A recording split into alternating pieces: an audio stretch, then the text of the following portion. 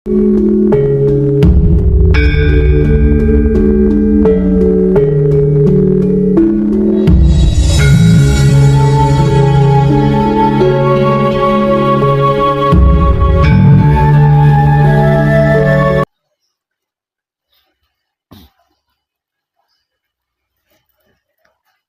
lain coba.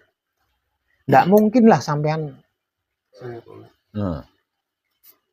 mau menanyakan teknik sama tidur tahan lama. Bagaimana maksudnya? Gimana supaya kita komposisikan buku supaya kita waktu Duduk kuat atau tidak kuat itu bergantung daripada sikon tubuh panjenengan. Lah tubuh panjenengan itu tubuh sehat apa enggak gitu loh. Kalau tidak mampu duduk dalam waktu yang lama berarti kan tubuh kita enggak sehat. Kalau tubuh sehat mana mungkin enggak mampu duduk dalam waktu yang lama. Lah wong punya pantat. Pantat kan fungsinya untuk duduk. Kalau sampai tidak bisa duduk dalam durasi waktu yang lama, berarti ada masalah dengan tubuh kita. Nggak sehat, tubuh kita itu nggak sehat. Nah, agar supaya hidup kita itu memperbaiki rumahnya, kan tubuh kita ini kan rumahnya hidup. Ya. Agar supaya rumah itu diperbaiki sama tuan rumah. Nah, rumah ini ya harus diam. Harus memberikan waktu sama tuan rumah. Gitu loh. Seberapa lama ya bergantung dari seberapa tidak normalnya tubuh kita gitu loh. Bergantung dari seberapa tidak normalnya tubuh kita, sakitnya tubuh kita, masalah yang ada di tubuh kita.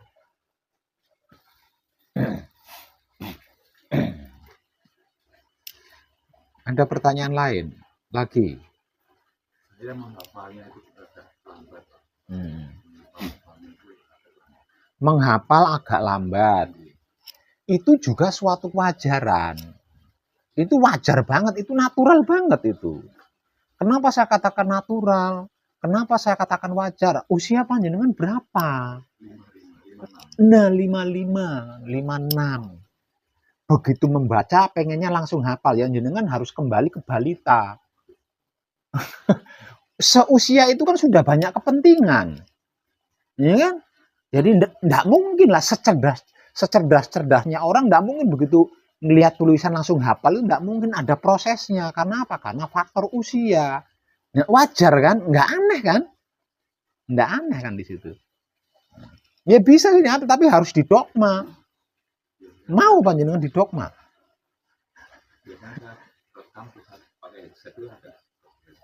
Ya itu apa namanya? Proses lagi. Ya kalau dulu panjenengan bersedia menyelesaikan dasarnya di rumah, ya bisa menggunakan teknik itu. Nah di sini kan nggak bisa. Kalau di sini nggak bisa. Makanya saya ngasih kesempatan untuk menyelesaikan tahap dasarnya di rumah. Nah kalau di rumah itu kita bisa enjoy, kita nggak ngejar target gitu loh. Ya. Menghafal bisa sambil bekerja, menghafal atau dibaca dengan suara, direkam, lah terus rekaman suaranya bisa di handset, kan bebas kalau di rumah gitu loh. Itu jadi saya ngasih peluang atau kesempatan untuk belajar dulu di rumah, menyelesaikan dasarnya itu bukan tanpa maksud gitu loh. Bukan tanpa maksud. Jadi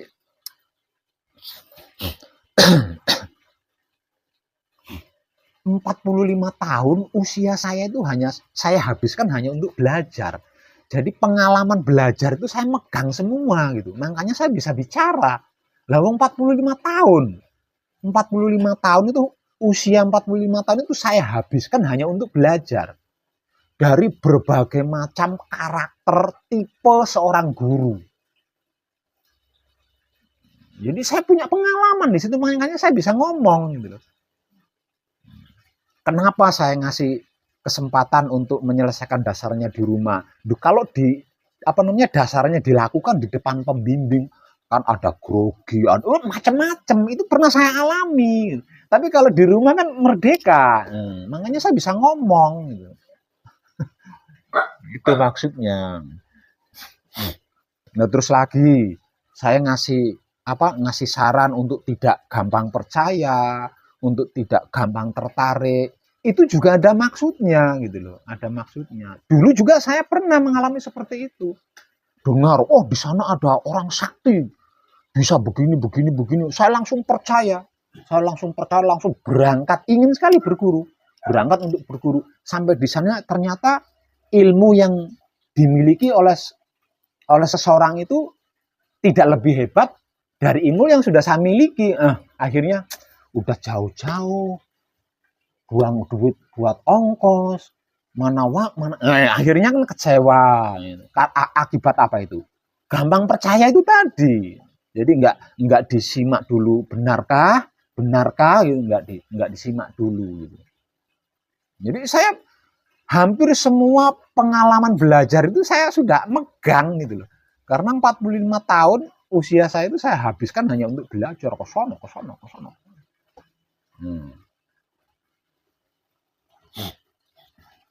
Ibu ada pertanyaan lain lagi? Yang lainnya?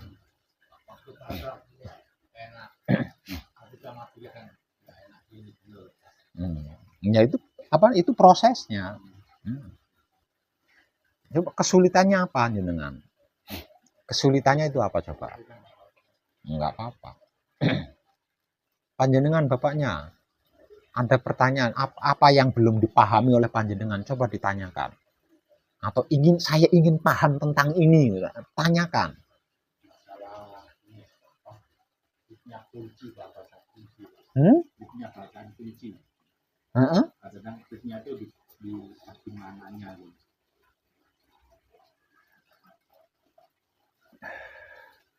Bacaan kunci itu adalah komunikasi. Bacaan kunci itu adalah bentuk komunikasi antara wujud kita, sukma kita atau jiwa kita, hidup kita, dan Tuhan kita, serta alam semesta. Jadi semuanya ya ada kliknya semua. Semuanya itu ada kliknya. Nah, tinggal kita caranya berkomunikasi bagaimana kan gitu. Kalau dikeluarkan ya, kalau kita harus keluar dari wahyu pancagaib, nah, ketika saya berkomunikasi dengan panjenengan, nah itu bergantung dari cara saya berkomunikasi. Nah gitu. Semisal contoh, nyam Pak. Tahu jenengan?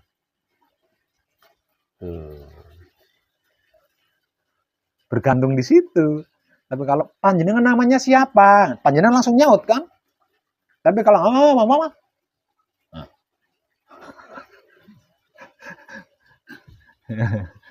Kalau pengen tahu kliknya kunci ya bergantung dari cara panjenengan membaca. Jelas apa enggak? Cetha apa ora gitu. Nah. Ayo, nanya apa lagi? Yang lain ibunya? Ada yang ingin diketahui, coba ditanyakan.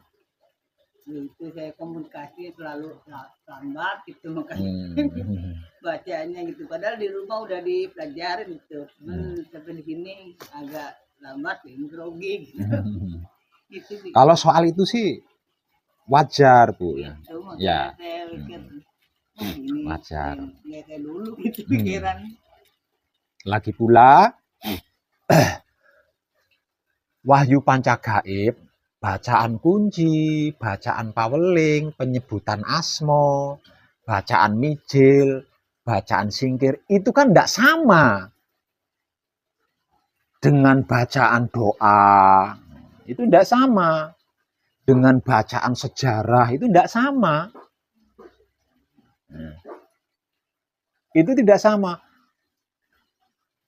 Saat ini saya hafal banget beberapa saat kemudian kemudian ada bagian-bagian yang lupa. Itu wajar. Bukan tentang bahasa Jawanya, bukan. Nah, bukan tentang bahasa Jawanya.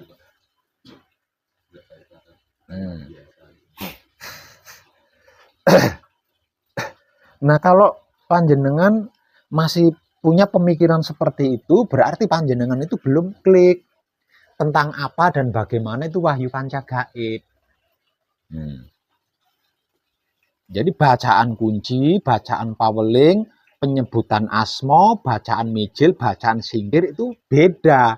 Tidak sama dengan bacaan-bacaan doa, bacaan mantra, bacaan aji-aji, atau apa namanya kata-kata ketika kita bermasyarakat itu beda.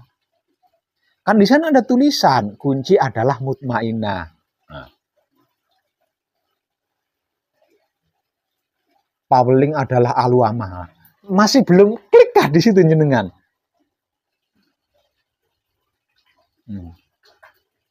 Ini tidak sama. Jadi bacaan kunci dengan bacaan doa itu tidak sama. Nah, kalau doa itu karangan manusia. Nah, tapi kalau aluamah karangan siapa?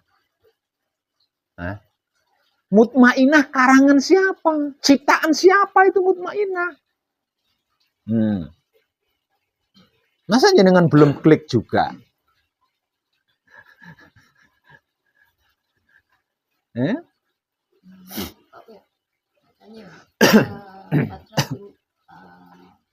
Palunggu Jati, kemudiannya seluruh bapak dikumpulkan di sini, dari sini ke sini, terus turun ke sini balik.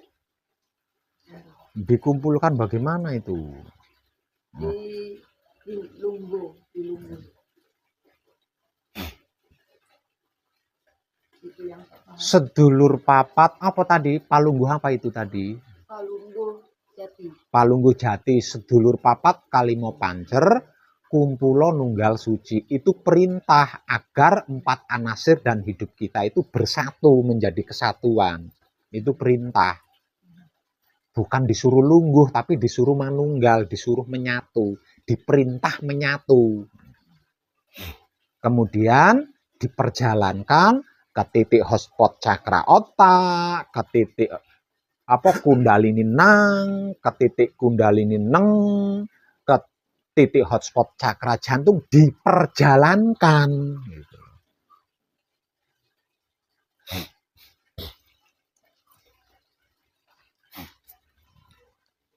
Ayo, pertanyaannya apa lagi?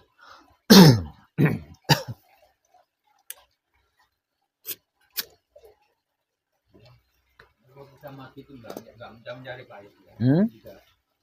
Bisa mati itu istilahnya nggak mencari Pak. Bisa mati bisa. Maksudnya gimana itu? Berbakrab, dibaca semua. Itu nggak mencari apa. Samadhi. Nah, ketika samadhi. Nah, kalau mencari berarti ya nggak diam. Yang namanya diam ya tidak melakukan apa-apa toh. Nah, perkaranya panjenengan ini paham nggak diam itu apa? Nah, di situ. Ya kan? Diam itu kata lainnya adalah tidak melakukan apa-apa kan? Namanya diam. Nah, itu. Nah, kalau sampai melakukan sesuatu berarti ya nggak diam. Namanya orang diam itu ya nggak melakukan apa-apa. Nah, apalagi? Kalau pas itu diperlihatkan yang lain ini gimana? Ya ndak apa-apa. Iya, ndak apa-apa. Itu kan proses. Itu kan proses. Jadi nggak gimana-gimana. Nah, kalau harus diperkarakan, perkaranya panjenengan bisa diam nggak kan itu toh. Nah, diperlihatkan ini, lah perkaranya panjenengan bisa diam apa enggak kan gitu. Apa melakukan sesuatu? Nah.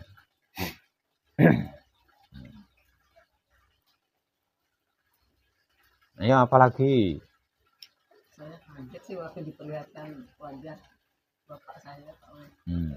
Sudah meninggal, kayak udah putih samping kanan. Cuma saya lanjutkan diam lagi. Nah, iya. Yang terpenting itu apapun prosesnya, panjenengan bisa menyikapinya dengan diam. Motivasi yang diulang-ulang selama panjenengan gembleng kan itu. Apapun prosesnya, sikapi dengan diam. Kan motivasinya nggak ganti kan motivasinya. Hari ini apapun prosesnya, sikapi dengan diam.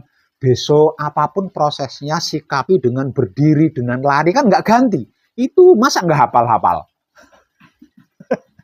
Lalu nggak ganti-ganti. Motivasinya nggak ganti-ganti. Itu dok. Sudah jelas sebenarnya dari pembimbing yang ditanyakan mereka itu Pak. Dari pembimbing sudah jelas, cuma kita menerimanya itu. Iya. Sudah jelas itu. Tiap ini sudah disampaikan. Lah iya tiap hari diaturkan itu ya. Tiap hari. Kita bisa menyerapnya itu. Namanya masih belajar, jadi panjenengan harus bisa menerima diri panjenengan sendiri. Panjenengan belajar pada usia segitu. Gitu. Nah, iya, sudah banyak kepentingan baru belajar toh. Nanti udah hafal di hadapan bimbing. Ya, iya. Coba kalau panjenengan belajarnya masih balita, wah, yo gampang banget. Ya, nanti pakai Lah iya, jadi panjenengan harus bisa menerima diri panjenengan. Ayo apalagi? Apa panjenengan bapaknya nyimak saya bapak orang lain kadang lain bertanya kan saya jawab. Nah ini kan pengetahuan buat panjenengan, jadi jangan melihatnya ke sana-sana. Nyimak saya. Coba punya pertanyaan apa? Apa sekiranya yang belum panjenengan pahami? Masih aman, maksudnya aman?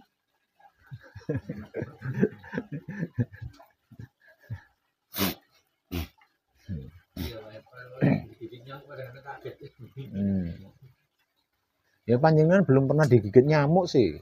Digigit nyamuknya ketika gembleng aja, makanya jenengan kaget. Sudah lama ada nyamuk. Ayo apa yang panjenengan belum mengerti tapi panjenengan ingin mengerti itu loh. Belum paham tapi ingin paham. Nah itu tanyakan. Apa sih? Ya? Tak tahu apa yang tak paham. Nah, tidak tahu apa yang tidak paham, tapi artinya kan sudah paham. Dari pembimbing sudah jelas, maksudnya kita itu menyerapnya yang susah pakai. Semua yang ditanyakan teman-teman dari pembimbing itu sudah dibilangin. Cuman kita nyerap itu malu. Kenapa malu? Nah kalau panjenengan malu bertanya ya, panjenengan harus siap sesat di jalan kalau malu bertanya. Ayo coba.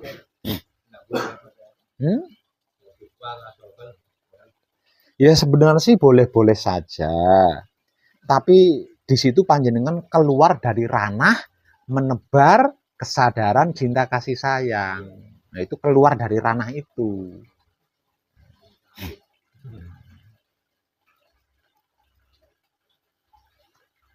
Ayo apalagi yang ditanyakan?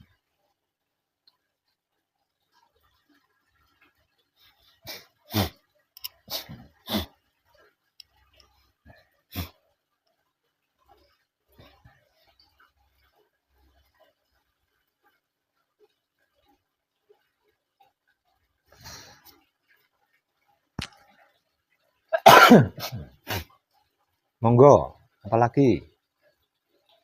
Iya Pak, itu kadang-kadang batuk itu diteruskan batuk kadang-kadang bisa mati. Waktu samadhi batuk. Yo jenengan harus wudhu lagi tuh, batal. Harus mandi karamas. Yang namanya orang hidup kok.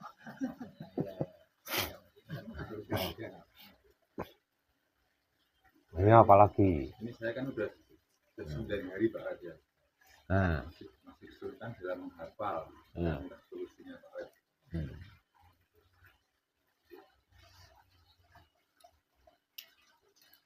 jenengan jangan mengejar target. Jadi slow. Tumaninah.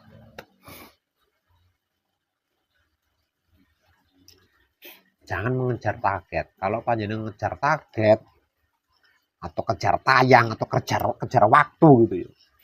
Wah, ini saya sudah sekian hari, saya harus cepat-cepat. Nah, udah lupa itu. Udah sulit di situ.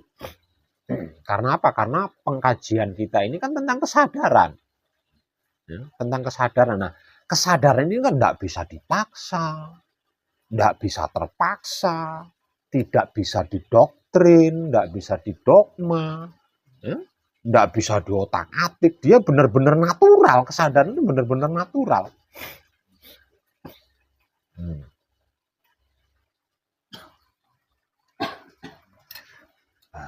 Nah, aslinya kalau kita senantiasa berkesadaran, apapun itu bisa kita terima sebenarnya, itu apapun itu bisa kita terima.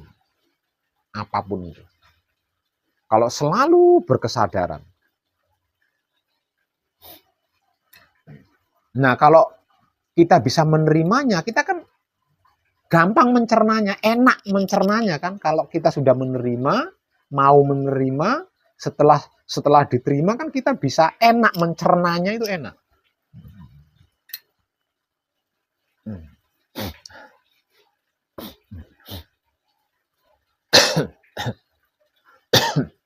Ayo, apalagi nanya.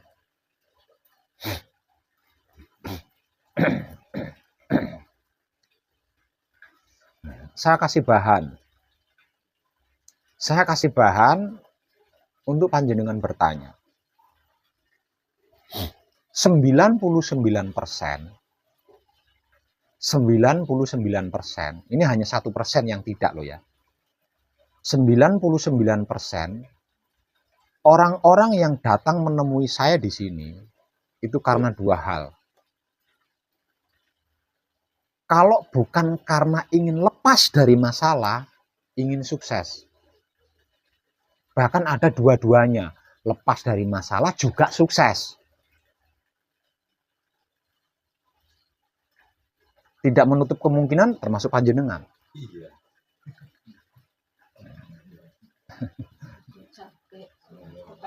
Ya?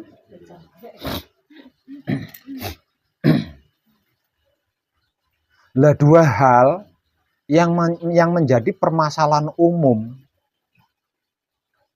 orang-orang awam ini bergantung dari seberapa kliknya panjenengan tentang apa dan bagaimana itu wahyu pancagaib dan wahyu pancalangit.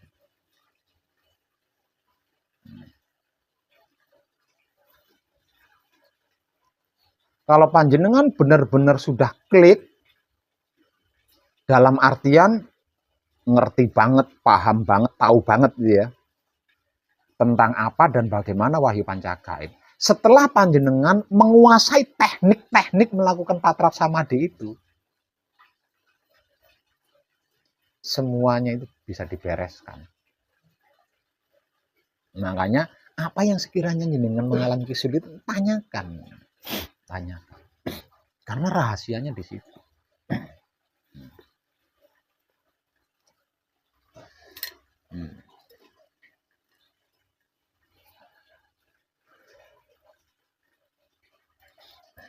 Hampir di setiap video pencerahan dari saya selalu menginformasikan bahwa wahyu pancagaib itu bukan agama, bukan kepercayaan, bukan keyakinan, bukan kejawen, bukan adat, bukan kebatinan, kanuragan, klenik, paranormal, bukan politik, bukan organisasi, bukan perguruan, bukan semuanya, bukan.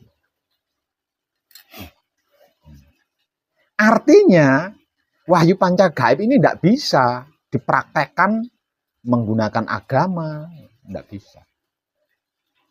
Dipraktekkan dengan menggunakan kejawen, dengan ilmu kebatinan, ilmu klenik, ilmu perguruan, tidak bisa. Dipraktekkan dengan cara berpolitik, tidak bisa. Dipraktekkan dengan sistem organisasi, tidak bisa gitu maksudnya itu. Karena bukan tentang itu semua. Sebab wahyu pancagaib sudah membawa sikap dan sifatnya sendiri-sendiri. Semenjak diwahyukan kepada manusia. Jadi semenjak wahyu pancagaib diwahyukan kepada manusia, diberikan kepada manusia, ini masing-masing sudah membawa sikap dan sifat asli sendiri-sendiri. Nah, sikap dan sifatnya wahyu pancagaib tak lain dan tak bukan adalah wahyu pancalaku yang secara awam disebut-sebut sebagai iman. Jadi iman ini atau wahyu pancalaku ini adalah sikap dan sifatnya wahyu pancagaib. Artinya wahyu pancagaib ini hanya bisa dilakukan, hanya bisa dipraktekkan dengan iman atau wahyu pancalaku.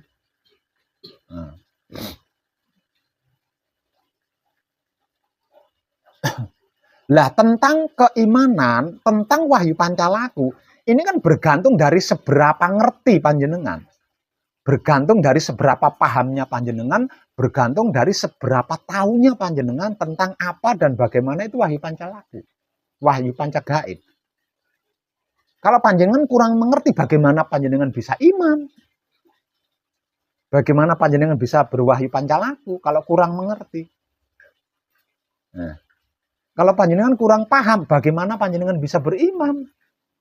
Bisa berwahyu pancalaku kalau panjenengan kurang paham. Kalau panjenengan kurang mengetahui bagaimana bisa beriman, tidak bisa. Itu bergantung di situ.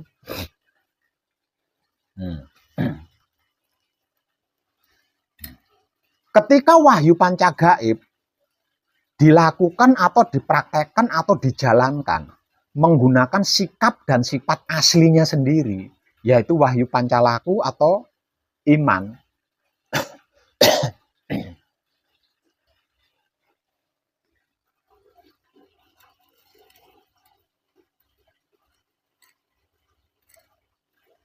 Itulah yang disebut Ratu Adil. Itulah yang disebut Satrio Paningit. Itulah yang disebut Imam Mahdi.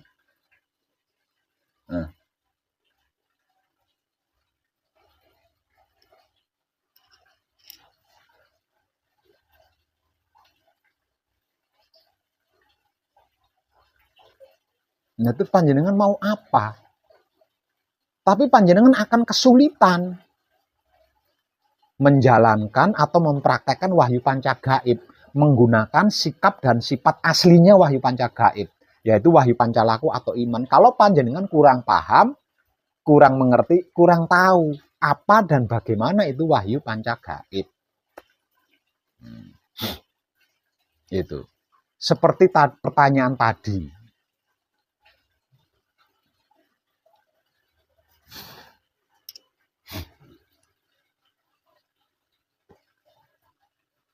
Saya menghafal bacaan kunci sulit banget. Sudah hafal nanti lupa. Padahal biasanya saya menghafal cepat banget. Nah, pemikiran ini kan dikarenakan kurang ngerti kan? Kurang paham, kurang tahu. Kalau ngerti, paham, tahu bahwa bacaan kunci itu adalah mutmainah, dan mutmainah ini kan bersifat gaib, ilmunya maha suci.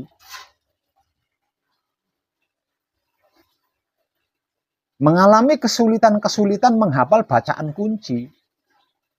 Semakin yakin, semakin percaya, berarti bacaan kunci yang tak lain dan tak bukan adalah mutmainah, benar-benar ilmunya Tuhan. Buktinya tidak semudah ketika saya menghafal doa.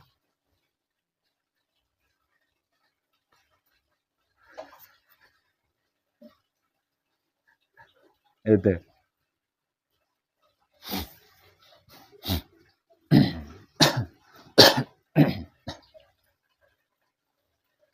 Ayo, ada lagi ya dengan dua bahan tadi. Coba bertanya panjenengan. Dua bahan yang sudah saya berikan tadi.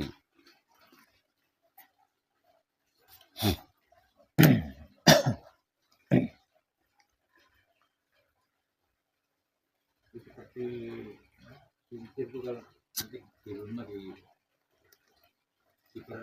lagi itu nggak apa-apa. Enggak apa-apa. Karena saya terang terus terang ada sembelih-sembelih sapi itu takut saya. Masa dimakan saya tani. Apa itu maksudnya? Ada orang nyembelih kan ada dulu untuk menyempurnakan itu loh. Nah waktu mendengarkan itu ada orang korban apa itu. Tapi rambutnya berdiri gini ya Mas. Sampean itu kaosnya Kopassus kok takut nyembelih, gambarnya pedang Bukan, lagi. Ada orang nyembelih. Iya, takut sama orang menyembelih. Nah itu kaosnya ada pedangnya lagi.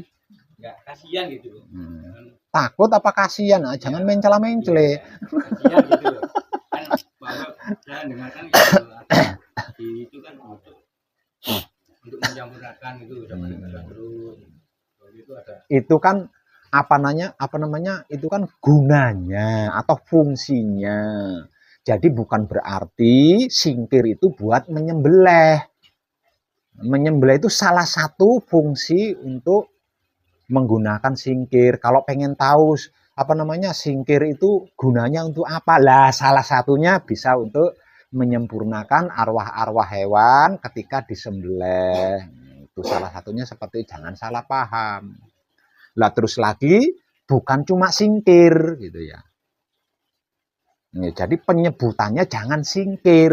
Penyebutannya adalah patrap samadi mijil sampurno, bukan singkir. Paham nggak?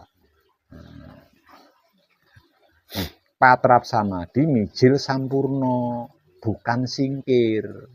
Nah di dalam patrap samadi mijil sampurno itu ada singkirnya.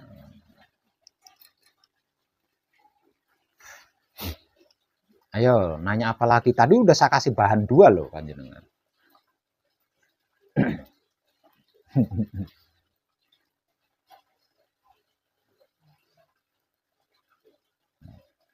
Masih belum bisa bertanya juga. Enggak, janjiannya aku ini, saya ini di depan panjenengan itu menakutkan atau bagaimana sih? Aslinya kejadiannya. Nggak tahu. Sini zaman ini nggak cocok itu Pak. Iya. Jadi orangnya mau memberi bahan 99% mau sasar lewat dari 1%. Sementara paling ngasih kita bahan 2 itu semuanya sudah tembus. Terus kita mau tanya yang PR lagi gitu loh, bahwa saya bingung gitu ini ya. Itu sudah sama juga ditutup, ditembak sudah. Memang benar semua memang. Kalau nggak bermasalah ya pasti akan menghindari masalah ya sudah.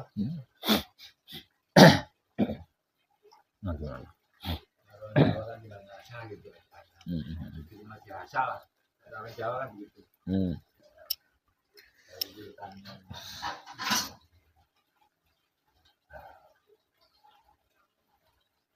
Dari pengkajian kita ini tentang apa yang sedang kita praktekkan bersama, itu rahasianya kalau bahasa awam itu kuncinya ya. Kuncinya itu ada di Wahyu Pancalaku atau iman. Itu kuncinya, itu rahasianya. Dan sesungguhnya Maha Suci hidup itu hanya butuh itu dari kita. Hanya butuh Wahyu Pancalaku dari kita. Hanya butuh keimanan dari kita. Enggak yang lain. Jadi enggak butuh doa kita. Itu enggak butuh dia. Enggak butuh amal ibadah kita. Itu dia enggak butuh itu. Atau butuh dibelain oleh kita. Enggak butuh itu. Dia enggak memerlukan itu dari kita. Atau dipuja-puji oleh kita, itu juga dia enggak butuh. Yang Maha Suci hidup butuhkan dari kita adalah iman kita. Wahyu Pancalaku kita. Dan ketika kita mempunyai iman atau mempunyai Wahyu Pancalaku yang kuat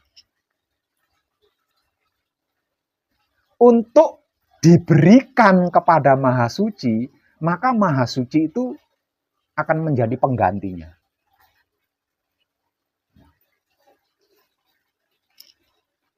kita memberikan iman kepada Maha Suci. Maha Suci akan memberikan dirinya kepada kita.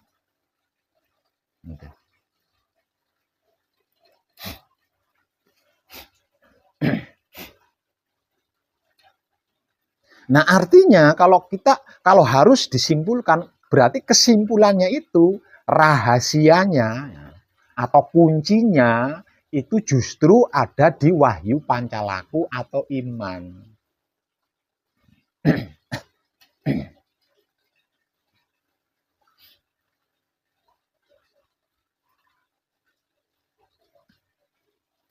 Dan lagi,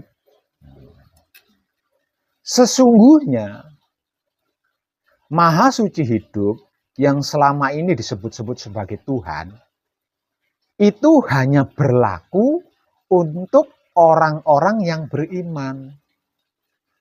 Untuk orang-orang yang berwahyu pancalaku. Kalau tidak berwahyu pancalaku atau tidak beriman, Maha Suci hidup atau Tuhan ini tidak berlaku sesungguhnya. Sebab karena itu di dalam Alkitab ketika tulisan itu menyatakan firman Tuhan, gitu ya, maka Tuhan akan berkata, hai orang-orang yang beriman. Artinya apapun yang dikatakan oleh Tuhan ini hanya untuk orang beriman loh. Selain orang yang beriman, enggak. Nah, sekarang kembali kepada diri kita masing-masing. Berimankah kita? Berwahyu pancalakukah kita? Kalau tidak, berarti Tuhan itu enggak ada. Karena Tuhan itu enggak ada, maka apapun itu kita alami sendiri, kita hadapi sendiri, kita selesaikan sendiri. Makanya bejat ini tubuh. Cepat renta, cepat masuk kubur.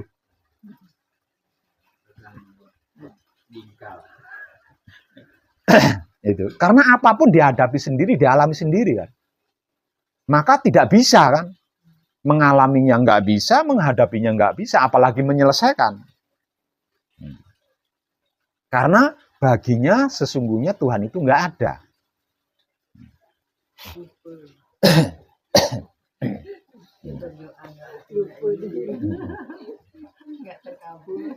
Lah enggak ada imannya. Enggak ada. Bagaimana doa kita akan terkabul lah wong Tuhan yang enggak ada?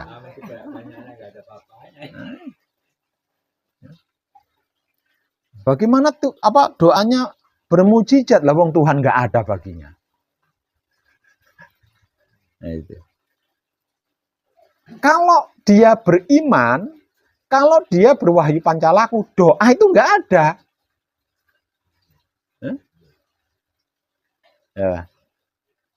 Ketika panjenengan pasrah kepada Tuhan, menerima keputusan Tuhan, mempersilahkan kuasa Tuhan, ucapan apa yang panjenengan miliki? Enggak ada kata-kata apapun, hanya bisa diam, menunduk sambil meneteskan air mata, kan enggak ada kata-kata di situ. Artinya kan enggak ada doa. Jadi yang berdoa itu sesungguhnya orang-orang yang tidak beriman. Jadi jangan kecewa kalau doanya enggak dikabul, lawang Tuhan yang enggak ada.